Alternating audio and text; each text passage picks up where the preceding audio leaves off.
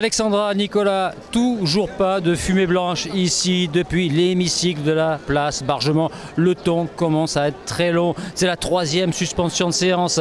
On s'est arrêté pendant 2 heures et là la présidente a décidé d'interrompre la séance encore pour 1 heure de plus. On peut imaginer que c'est pour faciliter les discussions, la répétition de quelqu'un, on ne sait toujours pas, mais probablement dans le camp du printemps marseillais où peut-être il trouvait un accord avec Samagali.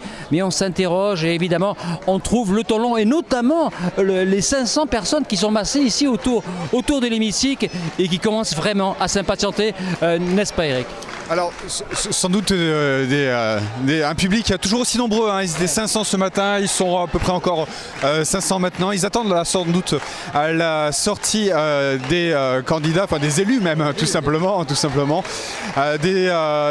peut le voir, hein, un public toujours aussi enthousiaste, quand même si l'attente a été très longue pour le public, hein, quand même depuis 8 heures, hein, la plupart sont depuis 8 heures ce matin. Un public toujours aussi enthousiaste qui va attendre quoi qu'il arrive, qui va attendre, eux, ils espèrent voilà, un accord et une solution trouvée d'ici ce soir, malgré les critiques, on l'a pu le voir aussi de Guy Tessier, hein, il y a à l'instant, pour le camp des Républicains, qui lui n'a pas caché sa colère, hein, de cette nouvelle suspension de séance.